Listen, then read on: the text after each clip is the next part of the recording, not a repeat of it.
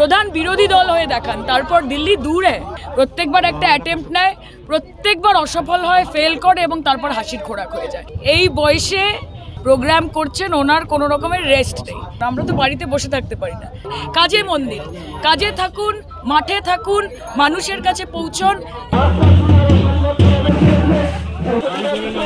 উনি আমার নেত্রী, এই বয়সে 1 মাসের ওপর গোটা রাজ্য ঘুরে ঘুরে প্রোগ্রাম করছেন, ওনার কোনো রকমের রেস্ট নেই। কাজে ওনার দলের যুব সভানেত্রী হয়ে, ওনার একজন একনিষ্ঠ কর্মী হয়ে প্রবল তাবদাহ হোক কি যাই হোক না কেন, আমরা তো বাড়িতে বসে থাকতে পারি না। আর কষ্ট শুধু আমাদের না, কষ্ট হচ্ছে আমাদের কর্মীদের, কষ্ট হচ্ছে সাধারণ বাড়ির মা বোনেরা যারা আমাদেরকে দেখার জন্য বা আমাদের সাথে কথা বলার জন্য বেরিয়ে আসছে। আমি মনে করি না যেটা আমার একার একটা কোনো বিষয় যে এত গরমে আপনি কি করে এত কষ্ট করছেন। কষ্ট তো করতেই হবে রাজনীতির ময়দানে, কষ্ট না করলে মানুষের কাছে পৌঁছবো কি করে। সৃজনের আসলে আমি জানি না, আমি বেশি কিছু বলতে চাই না। সৃজনের যত দিন যাচ্ছে আমার মনে হচ্ছে সৃজন নিজেও বুঝতে পারছে যে তার বা তার দলের গ্রহণযোগ্যতা বাংলা তথা যাদবপুরের মানুষের কাছে অত্যন্ত কম। ফলত কিছু কিছু কথা বলে তাকেও খবরে থাকতে হচ্ছে, এটা সৃজন এবং তার দলেরও দায়বদ্ধতা। তবে আমি সৃজনকে বলবো যে এবং অন্যান্য বিরোধীদেরকে যে আমার ব্যাপারে খারাপ কথা বলে আপনারা যদি মনে করেন আরও 4টে এক্সট্রা ভোট পাবেন, আপনারা সেটা পারবেন না।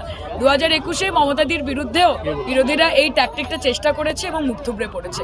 কাজে মন দিন, কাজে থাকুন, মাঠে থাকুন, মানুষের কাছে পৌঁছন।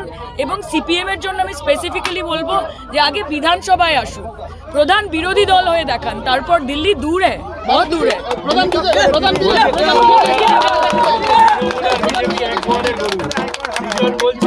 শেমফুল। এবং প্রত্যেকবার অভিষেকের বাড়িতেই আয়কর হানাগুলো করে এবং তারপর কিছুই পাওয়া যায় না, লবডঙ্কা। কাজে এমনিও কেন্দ্রীয় সংস্থাগুলোর ওপর মানুষের আস্থা ভরসা নেই। প্রত্যেকবার একটা অ্যাটেম্প্ট নেয়, প্রত্যেকবার অসফল হয়, ফেল করে এবং তারপর হাসির খোরাক হয়ে যায়। তবে অভিষেক ব্যানার্জি নিজের লড়াই লড়ছেন, বাংলার মানুষের হয়ে লড়ছেন।